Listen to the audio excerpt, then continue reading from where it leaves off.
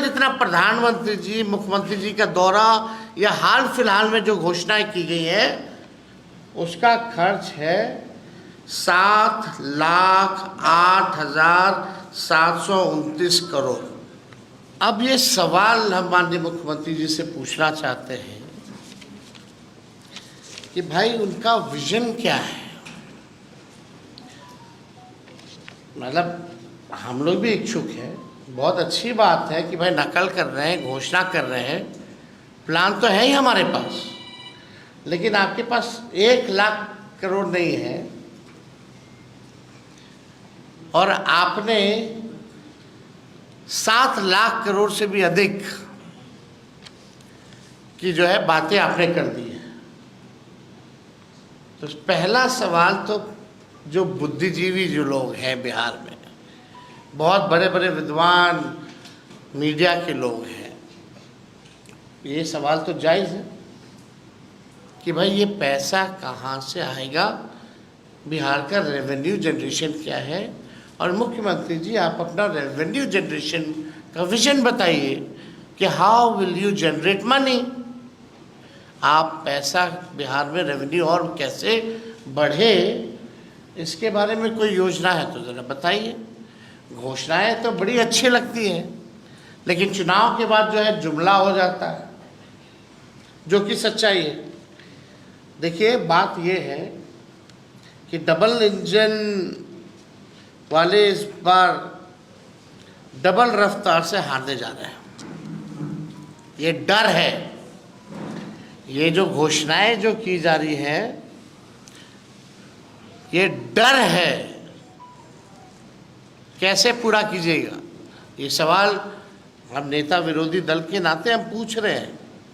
अच्छी बात है हो जाए तो, लेकिन इसको संभव कैसे बनाइएगा।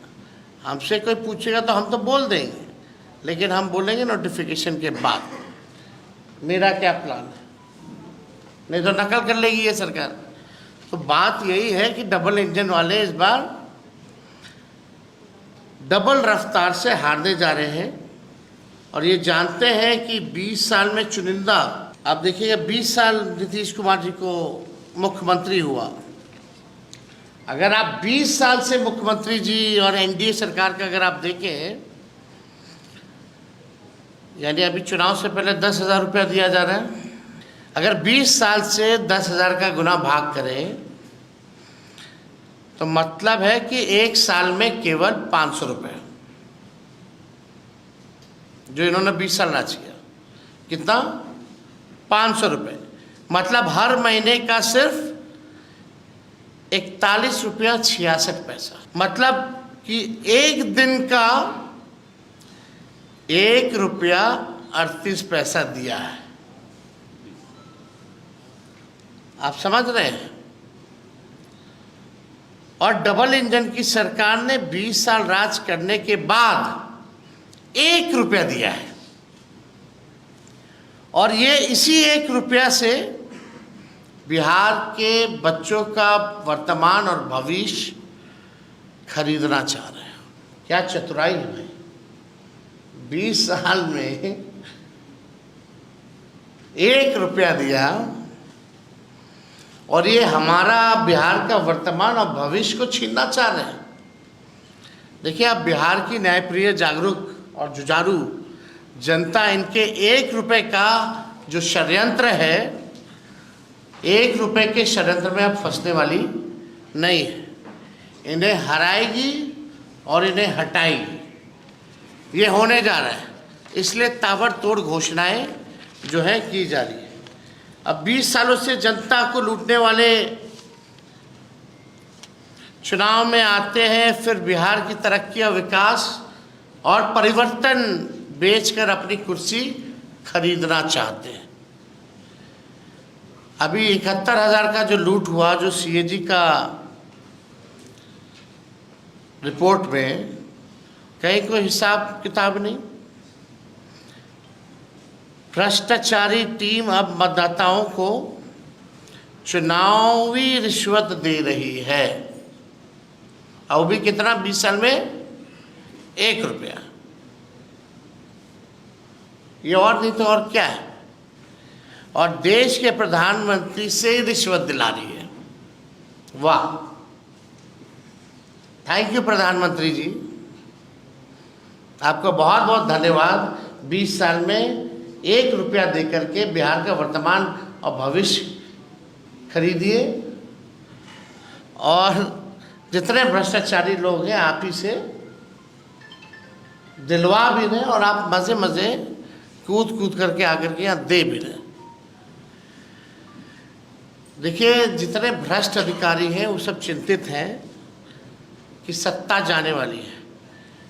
बीजेपी और जेडीयू से भी सबसे ज़्यादा अगर कोई डरा है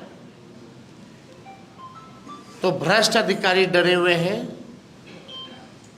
डी ग्रुप जो है, डी छाप वाला अधिकारी सब, डी के छाप वाला अधिकारी सब, वो सब ज़्यादा डरा हुआ है कि अब कैसे काम धंधा चलेगा। अपने अपने बच्चों के लिए इन लोगों ने कंसल्टेंसी खोल रखी है। बिहार का तिजोरी खाली हो रहा है, हर विभागों में ये लोग घुसे हुए हैं। ऐसा नहीं है कि एक जगह से चोरी की जा रही, कोई विभाग जो है बच्चा नहीं है। डीके छाप वाले जितने अधिकारी हैं, भ्रष्टाचार का आलम यह है कि पटना में सरकारी जो भवनें हैं वहाँ आप देखिएगा साफ सफाई झाड़ू पोछा के लिए, हमने ये पहले भी बोला था, बोले सरकारी भवनों के लिए साफ सफाई या झाड़ू पोछा के लिए लगभग 700 करोड़ रुपया खर्च होता है। संविदा कर्मियों के मानदेय बढ़ा नहीं सकते, लेकिन सब कुछ आउटसोर्स्ड है। तो इतना घपला चल रहा है बिहार में भ्रष्टाचार का, मतलब आप कह सकते हैं ऑर्गेनाइजेशनल करप्शन जो है पूरी तरीके से चल रहा है। अब बिहार का संगठित भ्रष्टाचार और खुदरा भ्रष्टाचार सारे रिकॉर्ड तोड़ चुका है। नीतीश जी भ्रष्टाचार के धृष्ट राष्ट्र हो गए। पहले हम बीच में पितामह बोलते थे, अब धृत राष्ट्र हो गए भ्रष्टाचार के।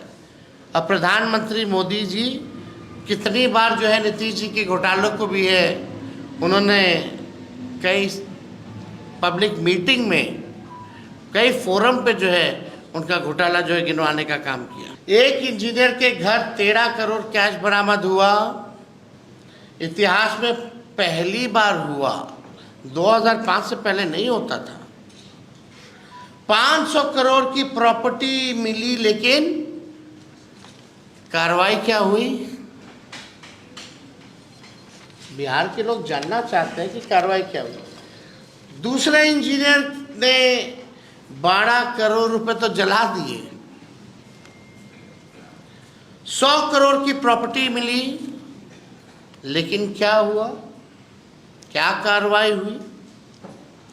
एक और इंजीनियर के यहां 300 करोड़ की प्रॉपर्टी मिली, लेकिन क्या कार्रवाई हुई? अभी एक हफ्ते पहले शिक्षा विभाग में, शिक्षा विभाग के अधिकारी के यहां करोड़ों मिले, क्या हुआ? 3 दिन पहले विद्युत विभाग के इंजीनियर के यहां 30 करोड़ की संपत्ति मिली, क्या हुआ? क्या कार्रवाई हुई? प्रधानमंत्री जी आते हैं, भ्रष्टाचार की बात करते हैं, कोई उनको भी सूचना दे दे भाई, जरा आकर के देखिए क्या हो रहा है।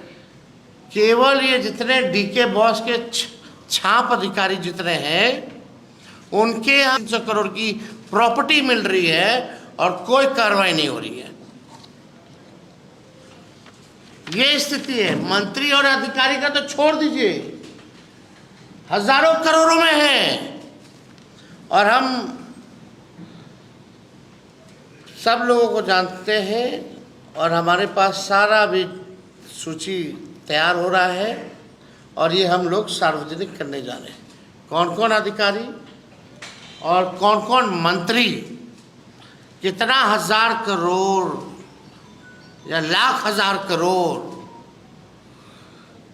कहाँ कौन देशों में इन लोगों ने भतीजा, भाई, साला, बहनों, रिश्तेदार, कहाँ इन लोगों ने संपत्ति को ले, सब जो है संपत्ति कहाँ इन लोग बना रखे हैं, किसके किसके ज़रिए, ये सारा सामने आने वाला है। लेकिन सवाल उठता है कि where is ED and CBI? हम लोगों के पास तो आएगी, ज़रूर आएगी, मोस्ट वेलकम है भैया। चुनाव है तो विपक्षी पर तो कार्रवाई होनी चाहिए, लेकिन सीबीआई ईडी कहाँ है? केस क्यों नहीं, इंजीनियरों की इतनी संपत्ति मिल रही है, क्यों नहीं दिया जा रहा है? कौन संरक्षण दे रहा है? ये तो बताना चाहिए लोगों को। आईपीआरडी डिपार्टमेंट से केवल कितना करोड़ों करोड़ जो है खाली विज्ञापन पर खर्चा किया जा रहा है। लेकिन हम लोग तो जानना चाहिए ना, इतना विज्ञापन कर रहे हैं, लगभग 7 लाख करोड़ से भी ऊपर की घोषणाएं हो गई हैं, तो ज़रा बताइए, हम भी इच्छुक हैं जानने के लिए। बिहार की जनता भी जानना चाहिए कि कैसे देंगे, कब देंगे, पूरा करेंगे कि नहीं करेंगे, ये बिहार की जनता जानना चाहती है। मेरा साफ संदेश है, बिहार के भ्रष्टाचार और बेरोजगारी के टाइम बॉम्ब पर बैठा है। बिहार जो है भ्रष्टाचार और बेरोजगारी के टाइम बॉम्ब पे बैठा है। हर जगह रिश्वतखोरी और घूसखोरी है। भ्रष्ट अधिकारी गरीबों को लूट रहे हैं। 2020 में इन्हीं भ्रष्ट अधिकारियों ने विपक्ष को हराया था। अब की बार जनता इनको सबक सिखाएगी और उन सभी भ्रष्ट अधिकारियों की सूची अभी मेरे पास है और अब की एक तरफा कार्रवाई नहीं होगी, क्योंकि जनता मुस्तैद है। ये साफ संदेश जो है मेरा बिहार की जनता को है और उन भ्रष्ट अधिकारियों को है। और 2020 में भी इसी तरीके का मुख्यमंत्री जी ने वो जो है एक घोषणा की थी, कैबिनेट नोट में भी है, कहाँ, जो अब तक पूरा नहीं हुआ। बिहार सरकार ग्रामीण विकास विभाग मंत्री परिषद की स्वीकृति हेतु संलेख, ठीक है, कोई झूठा दावा नहीं करते हम। अब आइए इसके दूसरे पन्ने पर, ये अगर चाहिए तो हम इसका कॉपी भी आप लोगों को दिलवा दिया जाएगा। अब आइए दूसरे पन्ने पे पॉइंट नंबर 3, वर्ष 2020 में 7 निश्चय 2 में महिलाओं में उद्यमिता को बढ़ावा देने के लिए मुख्यमंत्री महिला उद्यमी योजना को स्वीकृति दी गई है।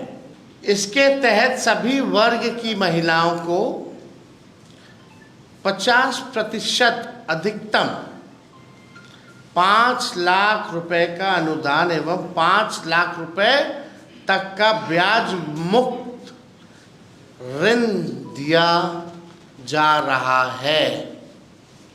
क्या हुआ इसका? हम जानना चाहते हैं माननीय मुख्यमंत्री जी से ही। वही है ना भाई आने वाले एनडीए के चेहरे, वही है ना मुख्यमंत्री 20 साल से। तो तेजस्वी और बिहार की जनता किसी और से जवाब सुनेगी क्या? अगर नीतीश कुमार जी कैपेबल है मेरे सारे उत्तर को देने के लिए, तो मैं चुनौती दिया हूं, आकर के इसका सारा जवाब दे। और हम भी चाहेंगे कि आप कैसे ये पूरा कीजिएगा। नौकरी का राह तो तेजस्वी ने दिखा दिया, कई पॉलिसीज भी बनाई, आरक्षण भी बढ़ाया जो आपने लटका दिया, ख़त्म कर दिया। तो कम से कम मुख्यमंत्री जी को आइए, बैठिए, डिबेट कीजिए, पता तो चले कि आपकी सेहत ठीक है, दुरुस्त हो। लोग सवाल उठाते हैं इसी वजह से कि आते नहीं हैं, डिबेट नहीं करते। अब बोलते हैं तो अपने बड़ों की इज्जत नहीं करते।